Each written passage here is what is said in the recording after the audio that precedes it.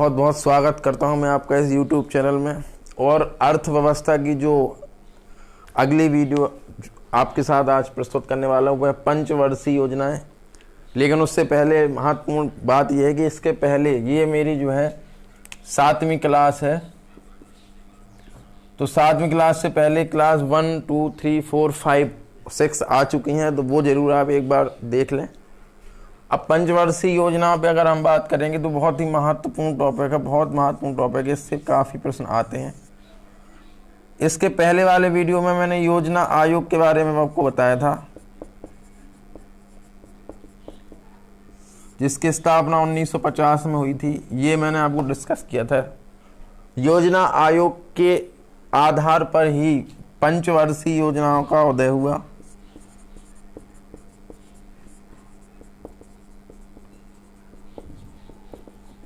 होता है, ठीक है। योजना आयोग का गठन 1950 में, लेकिन इसको लागू किया गया था 1 अप्रैल सन 1951 से लागू, ठीक है। योजना आयोग का गठन तो हुआ था 1950 में, लेकिन इसे लागू किया गया 1 अप्रैल 1951 से। यहीं से पंचवर्षीय योजना की शुरुआत होती है। पंचवर्षीय योजनाओं को लेकर 1 से लेकर 7 तक पंचवर्षीय योजना बहुत महत्वपूर्ण है। उसमें सारी चीज़ें जो उसमें उपलब्धियां हुई उसकी रेट आपको याद रखनी है, और किस चीज़ में किस पंचवर्षीय योजना में किसे प्राथमिकता दी गई। जैसे पहली पंचवर्षीय योजना की बात करें हम लोग, तो एक एक करके सारी पंचवर्षीय योजना की हम लोग डिस्कस यहाँ पे करने वाले हैं।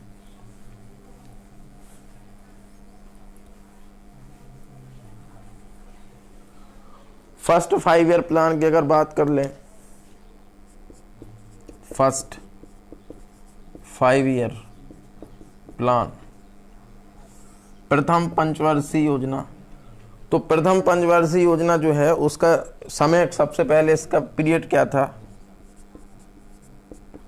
तो 1951 से 1956। ये आपको याद रखना है समय, ये बहुत महत्वपूर्ण है कि इसकी अवधि क्या थी, समय अवधि क्या थी। तो फर्स्ट 5 ईयर प्लान की जो समय अवधि है वह है आपकी 1951 से 1956। प्राथमिकता क्या थी, प्राथमिकता का अर्थ है मतलब कि जब ये पंचवर्षीय योजना प्लान की गई होगी तो उस समय किस चीज पे सबसे ज्यादा फोकस किया गया, किस चीज पे सबसे अधिक जोर दिया गया। तो सबसे अधिक जोर दिया गया था कृषि पर, कृषि फर्स्ट प्रायोरिटी थी, ठीक है। और कुछ औद्योगिक क्षेत्रों में सार्वजनिक उद्यम के लिए भी कुछ बातें की गई थी, अर्थात जो योजना के प्लान थे उसमें लगभग 44% योजना का जो भाग था वह सार्वजनिक क्षेत्र के लिए भी था। सार्वजनिक क्षेत्र यानी कि जो सरकारी कंपनियां उत्पन्न होनी है या सरकारी उद्योग उत्पन्न होने हैं, उस पर भी लगभग 44% इस पर डिपेंड था। कृषि इसकी प्रथम प्राथमिकता थी। कृषि के अंदर सबसे ज्यादा चीजें किस पे जोर दी गई, जैसे सिंचाई है, विद्युत निर्माण, ये सारी बातें इसमें महत्वपूर्ण चीज से रखी गई। क्योंकि आपको पता है कि इसके पहले तो ब्रिटिश शासन था, तो उस समय तो कच्चे माल का दोहन होता था बहुत ज्यादा। तो अब इस समय एस्टेब्लिश करने की जरूरत थी, हमें अपनी इकोनॉमी को एस्टेब्लिश करने की जरूरत थी, और प्राकृतिक संसाधन के आधार पर ही हम एस्टेब्लिश कर सकते थे। इसीलिए पहला जो प्राथमिकता रखी वो कृषि ही रखी। सिंचाई, विद्युत निर्माण, ये सारी चीजें उसके अंदर इंक्लूड किया गया। लेकिन सार्वजनिक क्षेत्र के उद्योगों के लिए भी इस योजना में से लगभग 44% भाग सुरक्षित रखा गया। अगर हम सेकेंड 5 ईयर प्लान की बात करें, इसमें एक चीज और महत्वपूर्ण हो जाती है कि जीडीपी द्वारा ग्रोथ रेट, जीडीपी में ऑलरेडी बता चुका मैं कि जीडीपी के रूप में जो ग्रोथ रेट रखी जाती है उसमें 2 बातें रखी जाती हैं। एक ग्रोथ रेट लक्ष्य, क्योंकि योजना है, योजना में पहले आपको लक्ष्य रखना पड़ेगा कि इससे कितना प्राप्त करना है, और वास्तव में फिर कितना प्राप्त होता है। ये 2 बातें बहुत महत्वपूर्ण है। तो 2.1% आपका एस्टिमेशन था, लक्ष्य था जीडीपी का। 2.1% का लक्ष्य रखा गया, और अचीव कितना क्या किया गया, अचीव किया गया 3.6%, ये अचीव कर पाए। तो 2.1% का लक्ष्य रखा और 3.6% जो है अचीव कर पाए, उपलब्धि हमने प्राप्त कर पाई। या यूँ कह लीजिए कि जो ग्रोथ रेट है वो 2.1 हमने सोचा और लेकिन प्राप्त किया 3.6%। तो ये जो है महत्वपूर्ण चीज़ें थी फर्स्ट 5 ईयर प्लान से संबंधित। सबसे पहले इसकी समय अवधि 1951 से 1956, प्राथमिकता कृषि, कुछ सार्वजनिक क्षेत्र के लिए भी रखा गया था, कृषि क्षेत्र में सिंचाई, विद्युत निर्माण वगैरह। जीडीपी की जो ग्रोथ रेट थी वो 2.1% लक्ष्य के रूप में रखी गई और प्राप्त या अचीव कर पाए 3.6%। तो ये आपका फर्स्ट 5 ईयर प्लान था। सेकंड 5 ईयर प्लान का जो समय अवधि है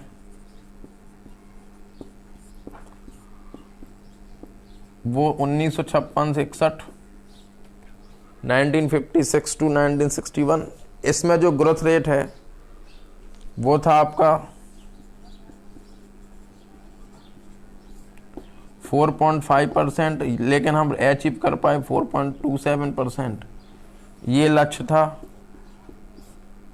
ये हमने अनुमान किया था, लेकिन हम लक्ष्य वास्तविक जो रेट प्राप्त हो पाई वो हो पाई 4.27%। प्राथमिकता किस पे दी गई? जैसे यहाँ पे प्राथमिकता कृषि पे दी गई तो इसमें भी प्राथमिकता दी गई होगी। तो इस पर जो प्राथमिकता दी गई वो औद्योगिकरण पर, औद्योगिकरण पर विशेष प्राथमिकता दी गई। और औद्योगिकरण के अंदर कौन से उद्योग? भारी उद्योग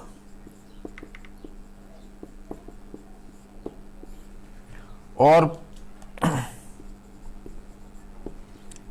पूंजीगत उद्योग, इन पे अधिक चर्चा की गई। तो सेकंड 5 ईयर प्लान की जो अवधि थी वो थी 1956 से 1961।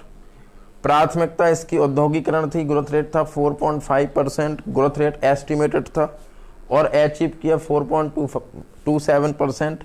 और प्राथमिकता औद्योगिकरण रखी गई जिसमें भारी उद्योग और पूंजीगत उद्योगों की बहुलता पाई गई।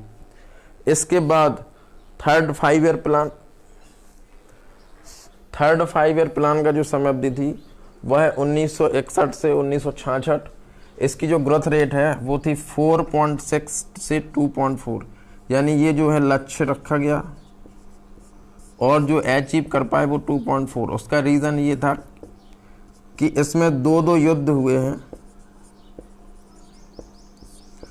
1961-62 का युद्ध चीन से और 1965 का युद्ध पाकिस्तान। इन दो युद्ध की वजह से आर्थिक स्थिति खराब हो गई और आर्थिक स्थिति खराब होने से युद्ध की वजह से हमारी जो ग्रोथ रेट है बहुत नीचे गिर गई, 5.6% से 2.4। इसमें क्या प्राथमिकता रखी गई? जैसे पहले में कृषि, दूसरे में औद्योगिकरण, तो इसमें प्राथमिकता रखी गई आपकी कृषि का विकास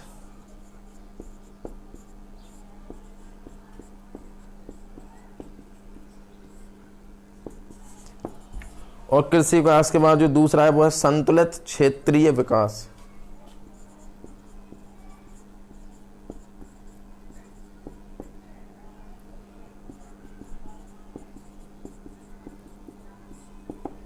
थर्ड 5 ईयर प्लान के बारे में समझ लें। इसकी समय अवधि क्या है? 1961 से 66, पहला क्वेश्चन। दूसरा, इसकी ग्रोथ रेट क्या रहेगी? विकास दर तो वो 5.6 लक्ष्य के तौर पे और 2.4% जो है ये अचीव कर पाए। इस दौरान दो युद्ध हुए जिससे अर्थव्यवस्था खराब हो गई, 1961-62 में चीन के साथ और 65 में जो है पाकिस्तान।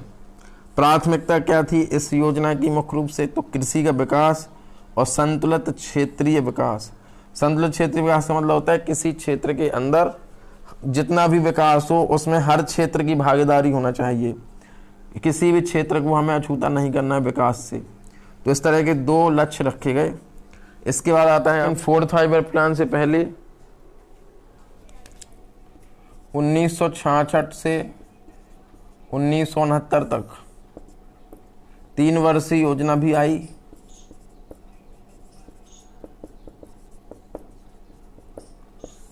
जो आर्थिक मंदी हो गई थी युद्ध की वजह से और आर्थिक व्यवस्था खराब हो गई थी, बिगड़ गई थी पूरी तरह से, उसकी भरपाई के लिए केवल 3 वर्षीय योजना को ही चालू किया गया और 5 वर्षीय योजना इस लागू नहीं की गई।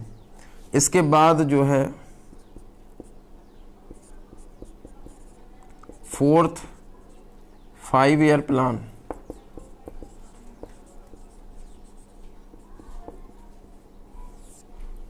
इसकी समय अवधि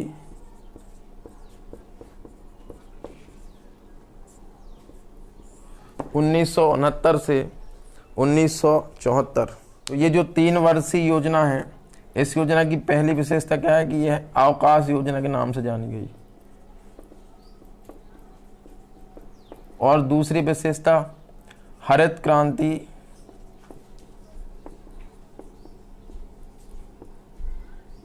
की शुरुआत कह लीजिए या उदय इसी समय काल में हुआ।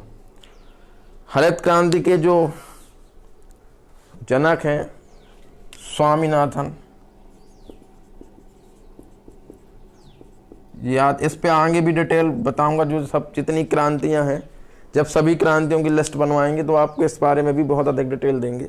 अभी केवल इतना समझ लीजिए कि अगर ये क्वेश्चन आता है कि 1966 से 1969 की 3 वर्षीय योजना को कौन सी योजना का समय दिया गया, तो उसका नाम दिया गया अवकाश योजना। और हरित क्रांति की शुरुआत या उदय इसी योजना के अंतर्गत हुई और इसके जो जनक है वह है स्वामीनाथन। अब 4th 5 ईयर प्लान की बात कर लें तो इसका समय काल है 1969 से 1974। इसके पहले एक योजना और थी, वो थोड़ा सा समझना है। 2nd 5 ईयर प्लान में एक क्वेश्चन और तैयार करना है। इसका मॉडल आपसे पूछा जाता है कि 2nd 5 ईयर प्लान किन के मॉडल पे डिपेंड है, तो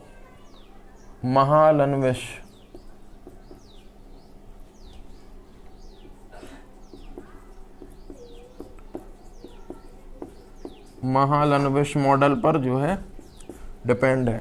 तो ये भी आपसे प्रश्न पूछा जाता है कि 2nd 5 ईयर प्लान के अंदर महालनोबिस मॉडल के अनुसार इसको बनाया गया था। 4th 5 ईयर प्लान की समय अवधि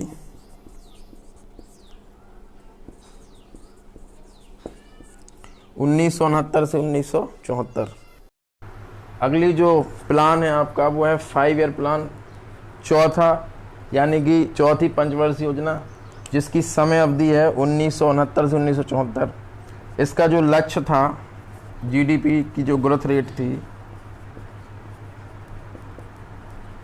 वो थी 5.6%। ये लक्ष्य है, इसका लक्ष्य रखा गया था। और एस्टिमेट कितना हो पाया 3, और एस्टिमेट के बाद जो अचीव हो पाया वो 3.3%, केवल 3.3% ही अचीव हो पाया।